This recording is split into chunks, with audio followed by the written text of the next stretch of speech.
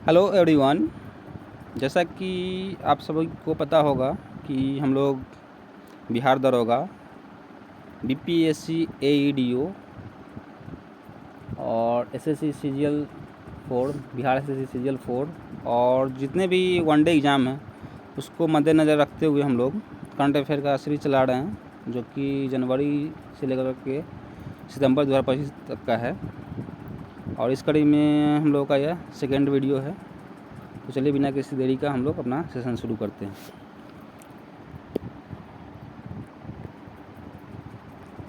पहला प्रश्न है आपका कि किस देश ने दुनिया का सबसे लंबी सुरंग का अनावरण किया है। ठीक है, किस देश ने दुनिया का सबसे लंबी सुरंग का अनावरण किया है? तो चीन ने।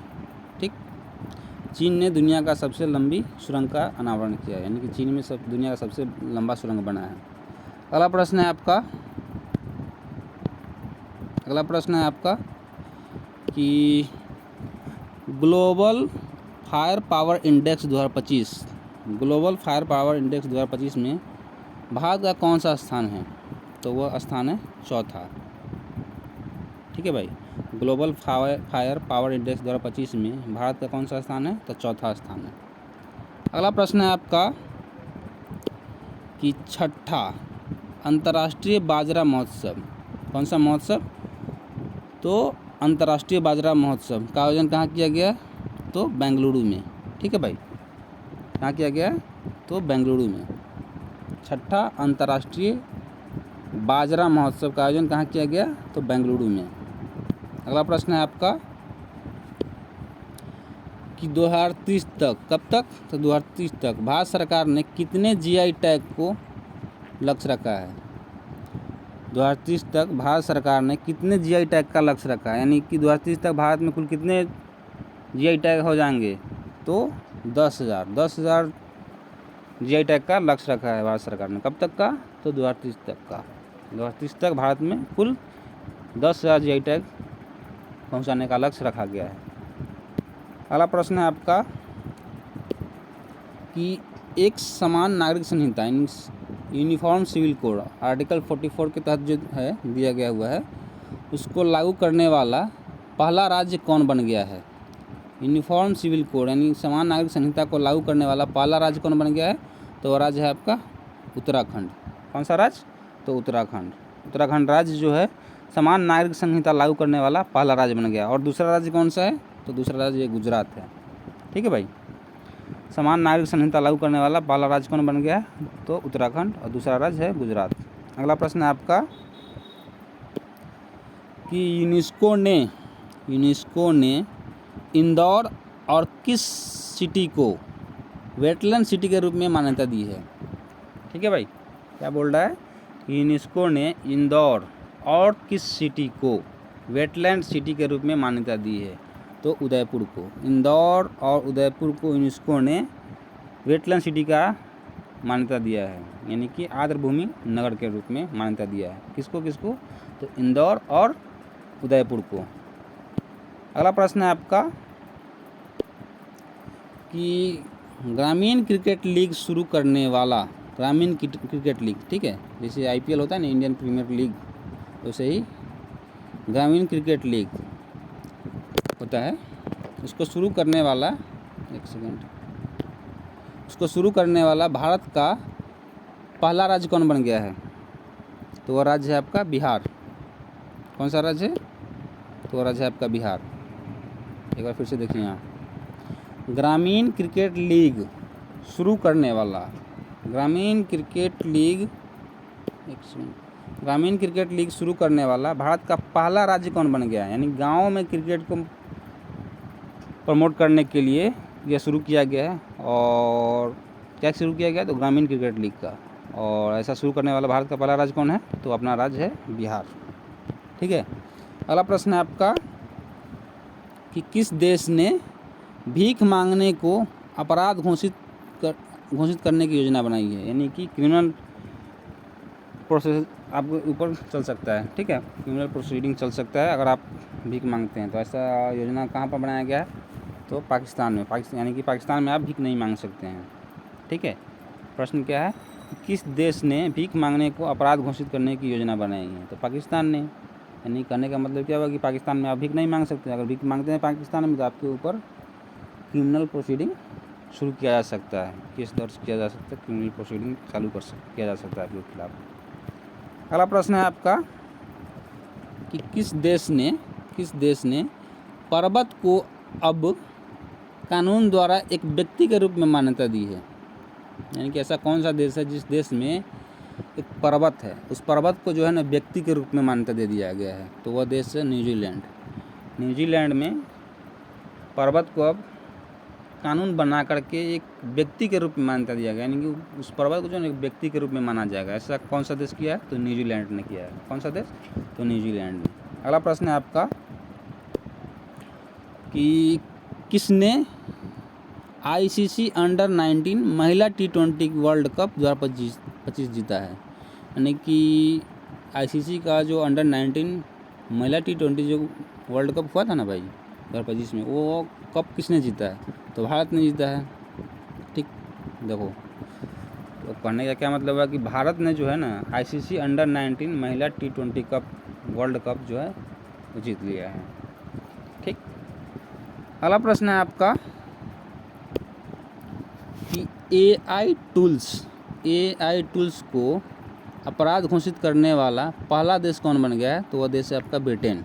AI टूल्स यानी कि आर्टिफिशियल इंटेलिजेंस की मदद से आप कुछ ऐसा उटपटांग काम करते हैं जिससे कि गलत संदेश जाता है या फिर न्यूडिटी फैलाते हैं या फिर कुछ भी इस तरह का AI की मदद से आप करते हैं, तो उसको अपराध की श्रेणी में रख दिया गया कि AI टूल्स की मदद से भी अगर आप कुछ गलत सलत करते हैं तो आपके खिलाफ आपराधिक मुकदमा दायर किया जाएगा। और ऐसा करने वाला ब्रिटेन जो है दुनिया का पहला देश बन गया है। ठीक, एक बार फिर से सुन लीजिए, AI टूल्स को अपराध घोषित करने वाला पहला देश कौन बना है? तो ब्रिटेन बन गया है। ठीक, अगला प्रश्न है आपका, एक सेकेंड, अगला प्रश्न है आपका कि बीमा क्षेत्र में, किस क्षेत्र में? तो बीमा के क्षेत्र में, ठीक, इंश्योरेंस के क्षेत्र में FDI फॉरेन डायरेक्ट इन्वेस्टमेंट को 74% से बढ़ाकर कितना प्रतिशत कर दिया गया है? देखो भाई, होता क्या है ना कि FDI क्या होता है कि मान लीजिए कोई कंपनी है, ठीक, कंपनी में किसी फॉरेन बिजनेसमैन का शेयर होल्डर है उसमें, ठीक है, शेयर होल्डर है वो। मान लीजिए कि एक सेकंड के लिए ऐसे मान लीजिए कि LIC है, LIC में मान लो कि 50% विदेशी कंपनी का जो है, विदेशी कंपनी या विदेशी व्यक्ति का उसमें शेयर होल्ड है, यानी कि FDI है। ठीक है, तो 50% का हिस्सेदार वो शेयर होल्डर हो गया।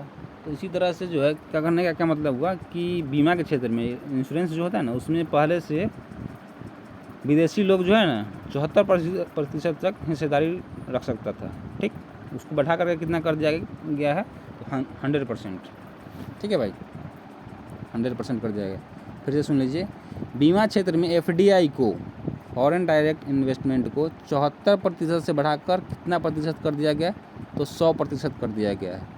ठीक है, चलिए अगला देखते हैं हम लोग। अगला है आपका, अगला प्रश्न है कि भारत की पहली AI यूनिवर्सिटी कहाँ स्थापित की जाएगी? भारत की पहली आर्टिफिशियल इंटेलिजेंस यूनिवर्सिटी, जैसे कि आपका पटना यूनिवर्सिटी है, दिल्ली यूनिवर्सिटी है, BHU है, इस तरह से एक अलग टाइप का यूनिवर्सिटी बनाया जा रहा है सिर्फ और सिर्फ किसके लिए? तो AI के लिए। आर्टिफिशियल इंटेलिजेंस टाइप का जो है यूनिवर्सिटी बन रहा है। आर्टिफिशियल इंटेलिजेंस यूनिवर्सिटी कहाँ पर बन रहा है? तो महाराष्ट्र में बन रहा है। कहाँ? तो महाराष्ट्र में। प्रश्न फिर से एक बार देख लीजिए, भारत की पहली AI यूनिवर्सिटी कहाँ स्थापित की जाएगी? तो महाराष्ट्र में। और वही आपसे पूछा जाए कि भारत की पहली AI स्कूल की स्थापना कहाँ की जा रही है या फिर कहाँ की जाएगी? तो वह केरल है। AI स्कूल, पहली AI स्कूल केरल और पहली AI यूनिवर्सिटी महाराष्ट्र। ठीक है, चलिए अगला हम लोग देखते हैं। अगला है आपका कि किस देश में महिला खेलों में ट्रांसजेंडर एथलीटों पर प्रतिबंध लगाया गया है? यानी कि महिला का जो खेल होता है ना भाई, उसमें ट्रांसजेंडर लोग ठीक है। ट्रांसजेंडर लोग तो उनको तो जानते ही होंगे कि उन लोगों को उस खेल में शामिल नहीं किया जाएगा, उसको प्रतिबंधित कर दिया गया है। ठीक, ऐसा कौन सा देश ऐसा किया है? तो ऐसा किया है आपका अमेरिका। अमेरिका में जो है ना, महिला के खेलों में ट्रांसजेंडर को एंट्री नहीं दिया जाएगा।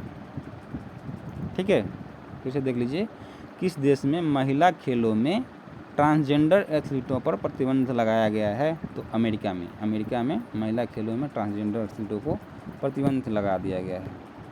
अगला प्रश्न है आपका कि फीफा ने, किसने? तो फीफा ने किस देश के फुटबॉल महासंघ को निलंबित कर दिया है? तो पाकिस्तान के। पाकिस्तान के फुटबॉल महासंघ को निलंबित कर दिया है। फीफा ने किस देश के फुटबॉल महासंघ को निलंबित कर दिया है? तो पाकिस्तान के फुटबॉल महासंघ को निलंबित कर दिया है। अगला प्रश्न है आपका कि भारत में मातृ मृत्यु दर में कितने प्रतिशत की कमी आई है?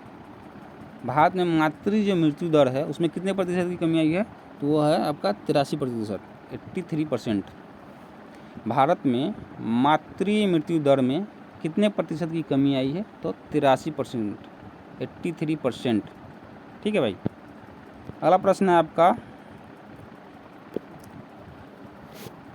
International space station, international space station पर जाने वाले पहले भारतीय अंतरिक्ष यात्री कौन बने हैं? तो वह है आपके शुभांशु शुक्ला। ठीक है भाई। इंटरनेशनल स्पेस स्टेशन पर जाने वाले पहले भारतीय अंतरिक्ष यात्री कौन बन गए हैं? तो वो बन गए हैं आपके शुभांशु शुक्ला। ठीक है भाई। अगला प्रश्न हम लोग देखते हैं।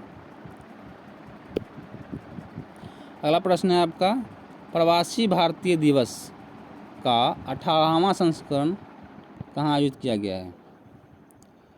प्रवासी भारतीय दिवस का 18वां संस्करण का आयोजन कहाँ किया गया है?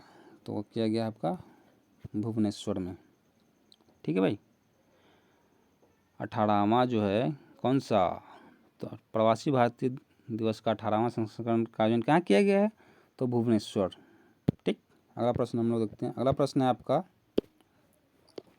कि 38वें, कौन से? तो 38वें राष्ट्रीय खेल की मशाल को क्या नाम दिया गया है?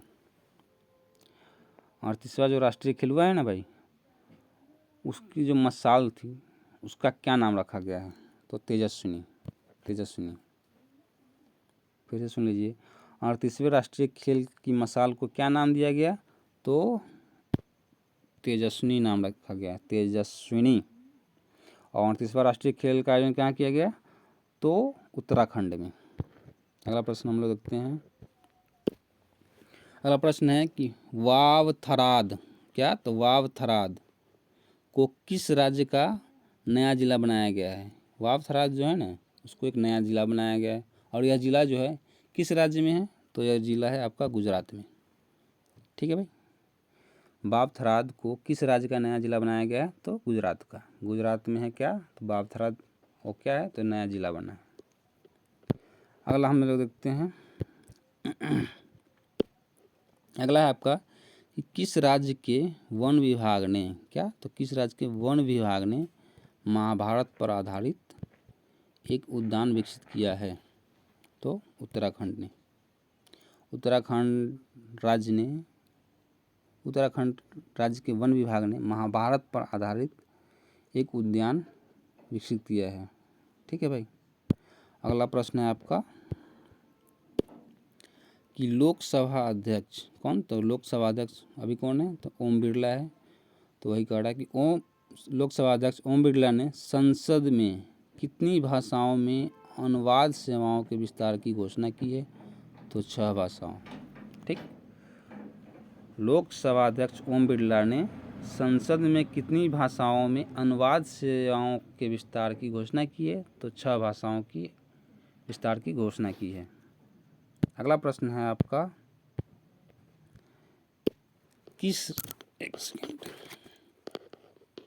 किस राज्य सरकार ने नीलगाय, क्या? तो नीलगाय को मारने की अनुमति दी है?